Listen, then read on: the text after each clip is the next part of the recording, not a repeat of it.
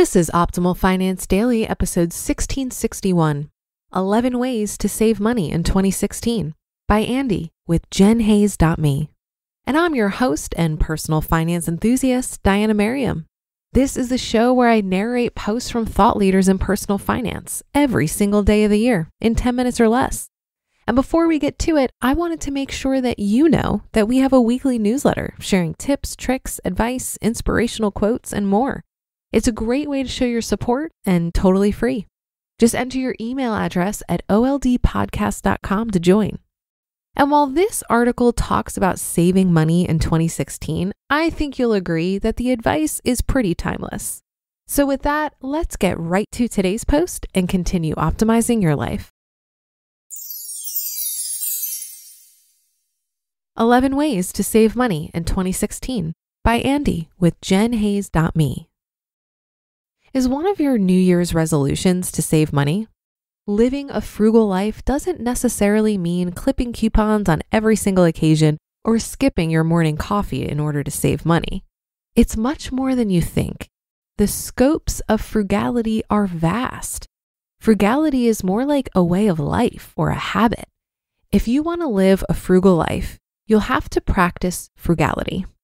Here are 11 ways to stay frugal.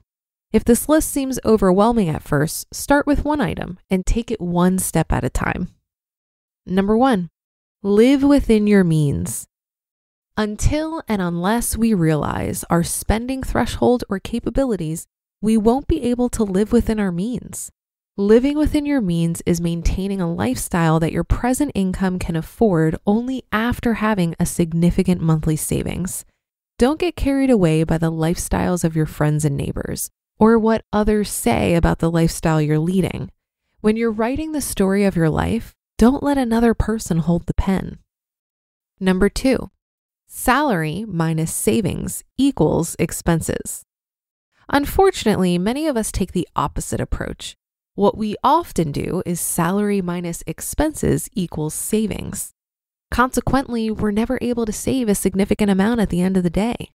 One of the principles of living frugally is that you keep aside a certain portion of your income as savings before the expenses commence. Usually it's 20% of your gross pay.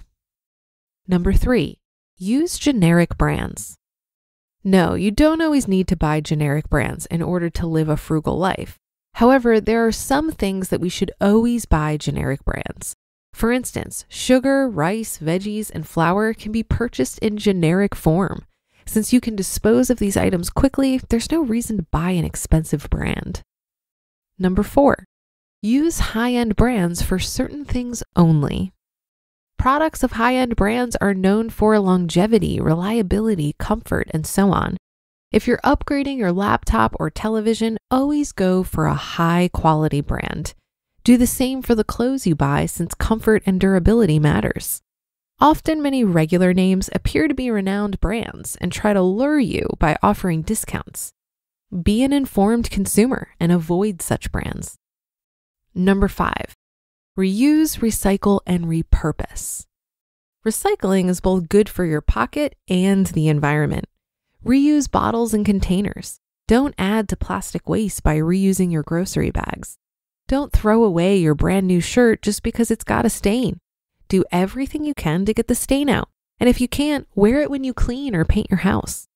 Be practical. There are hundreds of ways to save both Mother Earth and your wallet. Number 6, buy secondhand and sell old items. If you can use the inventory at your office, toiletries in a hotel, and hand-me-downs that your parents used to use, why can't you buy something used? Why do you always need to buy brand new things? With the advent of the internet, nowadays it's very easy to swap and sell your old goods. List your inventory and see how many items are there that you can sell or trade. The proceeds that you get by selling your old or unused items can be used to buy secondhand items. Number 7, schedule your work. Those who are organized thrive the most. Organized and proper scheduling of work does wonders for your money.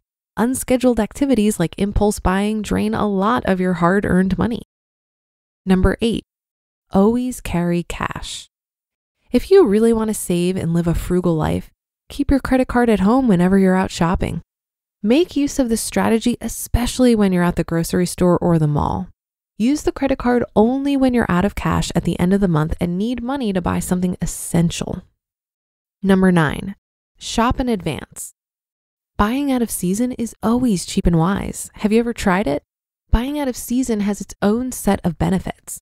You get the best available discounts, and since the demand remains low due to off-season, the prices come down.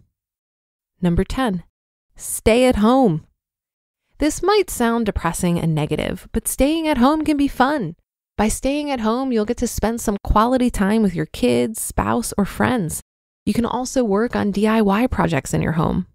From painting your bathroom door to installing a new faucet, there's always some work at home that remains pending for months. Tackle those projects. If you have nothing else to do, watch movies at home from YouTube or Netflix. You can borrow movies from the library too. You don't need to go out for a movie or dinner just because it's Sunday. A home-cooked meal is its own delicacy. Number 11, drive a modest car. What purpose does your car serve? The purpose is that it gets you from one place to another. Nothing more than that. Do you care about impressing a stranger when you pull up at a stoplight? Is it worth going into debt just to impress others? Driving a cheap car can save you thousands of dollars in car payments. You just listened to the post titled 11 Ways to Save Money in 2016 by Andy with jenhays.me. I think we can all agree that these are great ways to be frugal every year, not just in 2016. Living below your means as a way to prioritize saving and investing is one of the basics of personal finance. What made this so difficult for me in the past is that I didn't have enough awareness around where my money was going or how much I was actually living beyond my means. That's why I really think the first step in fixing one's finances is to track spending and engage with a budget as a way to get clarity on where your money is going. Once I had that clarity, it was much easier to make positive changes, and I had something to track against, so seeing my progress kept me motivated. I do think being able to enjoy frugality is a skill. If it feels like deprivation, then it simply isn't going to be sustainable.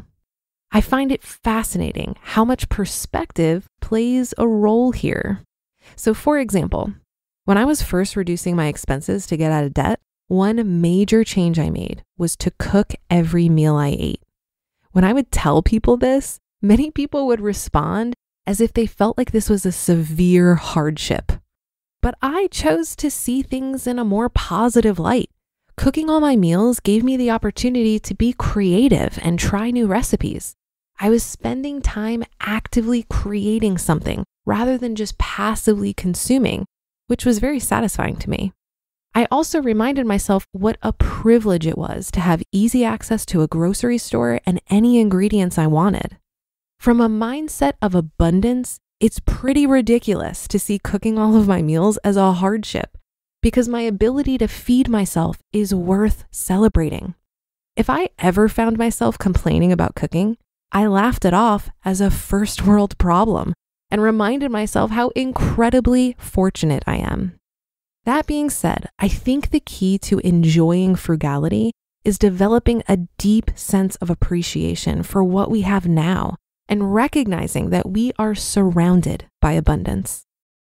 That's a wrap for the Sunday show. Have a great rest of your day, and I'll be back tomorrow for a Minimalist Monday, where your optimal life awaits.